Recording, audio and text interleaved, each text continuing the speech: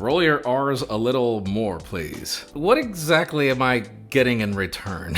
Whenever Jaime talks about leaks, I imagine he's got the phone in his pocket. Apple. Let's not remove the whole notch. We will shrink it 1 centimeter every year. Less stress to our design team, and more stress to the consumers. When he gets stuck at home for too long, he becomes Homie Riviera. Fine, whatever. That's right, it's that time of the week. I am Jaime Rivera. This is Pocketnow, and this is the Pocketnow Daily Recap, your comments for this week. And if you hear any rain noise, blame it all on Diego.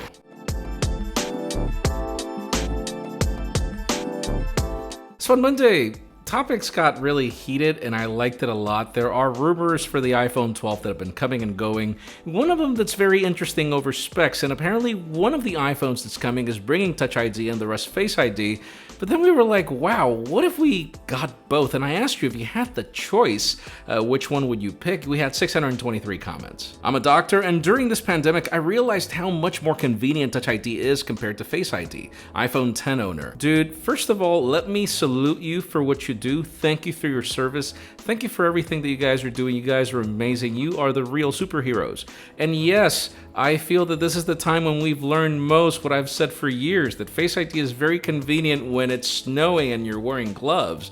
But for everything else, particularly now, you want Touch ID. Face ID with Touch ID at the rear Apple logo. Dude, that would be so awesome. And notice what Apple's been doing for iPhone SE and iPhone 11 where they've moved the Apple logo to the center. I feel that that would be an amazing oh my God. I think that would be a great design element, but you know Cupertino, they're great at doing ironic things. Definitely both. Please, Apple, let's be rational. Indeed, and right now I feel that this whole COVID-19 mess is going to last for a lot more than our politicians are saying, particularly the ones in the north. So I think that that would be probably the best change, to just add the option for these rough times. I definitely would like them to bring back Touch ID. It was awesome. For having both the option for Touch ID and Face ID would be great. You can never be too secure. True, even though I don't feel that one of the options would be more secure than the other, but I love it, for example, in the way that Samsung does it.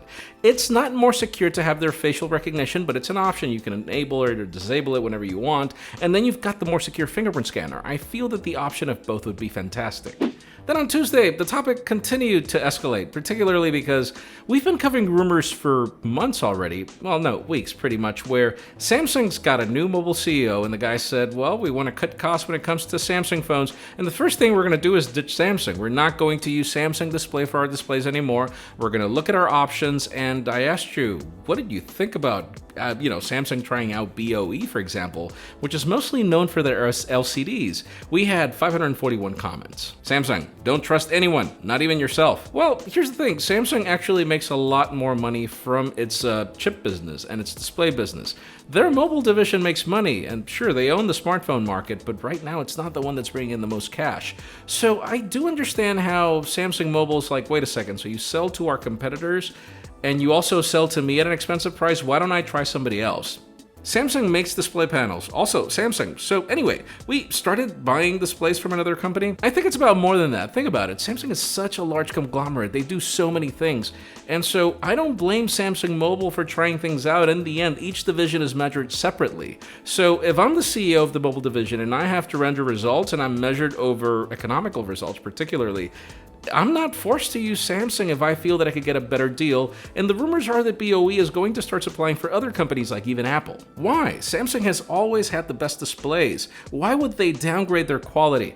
Dude, I get it. Samsung has been killing it with displays since the Galaxy S2. Think about how long ago. So I do get it. I am concerned, but I hear that even Apple is moving to BOE. So hey, probably BOE has something that Samsung doesn't have. I agree, as long as the outcome is still beautiful display, then Samsung should do whatever they want. It's not that I'm going to be in favor, I guess I just wish that Samsung would be like, you know what they do with their A lineup where they try everything with the Galaxy A series and then they bring it to their Galaxy flagships? If they would do that and their A series doesn't feel affected in any way, then sure. Then on Wednesday, we were covering the topic of the Samsung Galaxy S20 Ultra, that huge stove. I think that stove is larger than my stove in this apartment. and it's been breaking to certain people and just out of the blue. Even if the image that we got for the video didn't really portray that one looked more like if somebody's phone fell on the concrete and there was a pebble there and it broke. But I asked you, do you think that Samsung should replace these? We had 757 comments. Periscopic lens just came out of the housing for a better 1x shot. Nothing to worry. Dude, here's the thing. Whenever I've been having a bad day, what I do is read the comments. You guys just light up my day. And, well, the 100X is already really bad inside that housing, so why not? Glass is glass and glass would break. My God, thank you for referring to our buddy Zach. If you haven't met him personally, I highly recommend you do whenever you have the chance. It's funny how I've told the guy so many times, dude, you are so funny on videos, but your demeanor doesn't portray you as a funny person, so it only makes it even funnier. And I love how humble his response is all the time. He's always like, really? You think I'm funny? Guy's the best. When you pay that much for a phone, I would expect the customer service to be better, and also Samsung should repair the devices under warranty. It's not exactly cosmetic with a huge hole in the camera piece. In the case of the image that you saw, yes, but the way it's been happening is that it's been cracking within the housing. So it does seem to be that it's an engineering defect, and in that case, yes. Now, if it broke out of a fall, I doubt that Samsung's going to do it, but I feel that if the company wants to avoid the backlash over a $1,400 phone, it's the best thing to do. That happens when you put a screen behind a phone, half the size of the phone. My God, yes, that hump is just horrendous. Guys, I've even moved back to the Galaxy Note 10 Plus, mainly because it's not that it has a better camera than the S20 Ultra, it's just the differences in camera quality are not that amazing for me to be willing to put up with the heft of the Ultra. Then, on Thursday, the topic was iPhone 12 again, particularly because we got confirmation on the amount of phones, possibly 4 phones apparently, but the price tags are what's most important, and the specifications, because one of these phones starts at $650, which is the price that iPhones started at when they became unlocked back in the iPhone 4 days, I believe. I think it was 4, the first iPhone that they launched that was unlocked, and it was $650. So yeah, that's something major. I asked you which of these that was rumored would you look forward to? We had 759 comments. 5.4-inch OLED display with A14 Bionic chip and dual camera setup. That's a sweet specification I would like to have. Cherry top is the $650. Wow. Dude, wow indeed. I mean, if Apple does pull that off, a less expensive, smaller iPhone 11 variant, I hope they figure out the bezels as well, but I think that that's going to be the sleeper hit. That's going to be the best-selling phone. Just like the iPhone 11 selling like hotcakes, so the iPhone 12 would be best-selling. True, I feel that Apple did an amazing move with the iPhone 11. It's not my favorite phone in certain elements, like not the display, but the bezels of the display, things like that, but guys, it's a $700 phone. At this day and age, when it competes with the OnePlus 8, watch my comparison. That phone's actually really good. iPhone is trying every price factor. It's like they increased the price so that others would follow. And now that that's happened, they are reducing the price to increase sales. Dude, you deserve your likes. Oh my God, I think this is the best comment of the week. And think about it from a business perspective. Cupertino has owned the smartphone profits for years.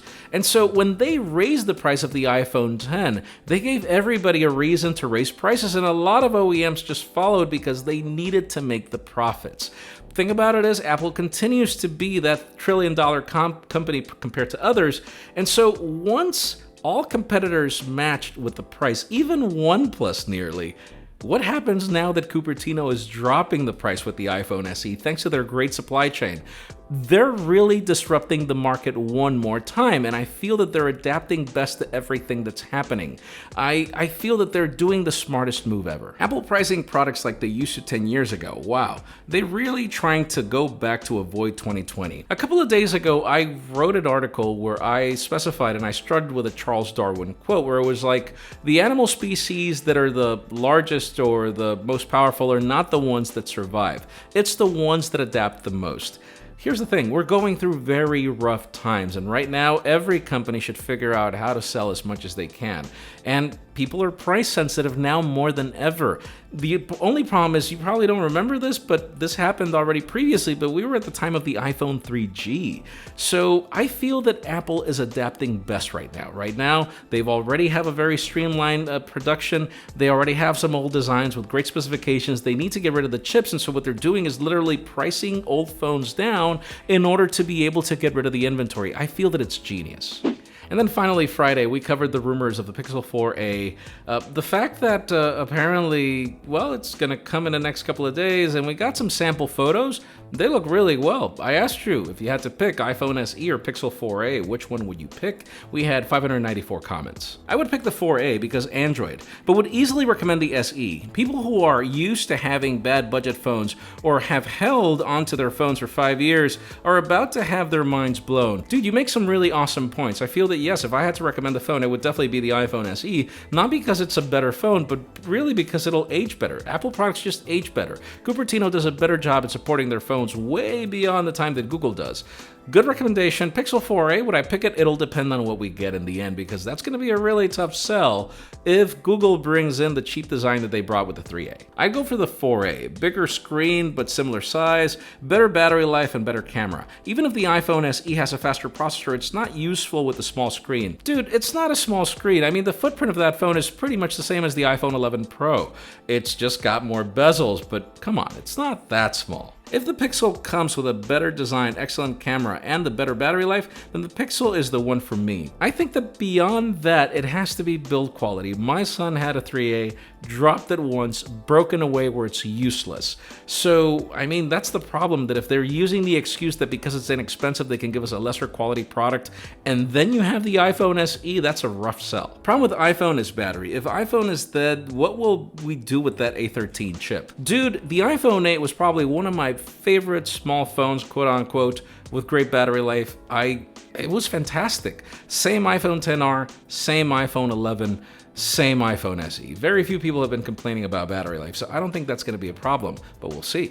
That's it for the Pocketnow Daily Recap. Thank you so much for watching. If you want your comments to be featured, keep them short, stick to the point.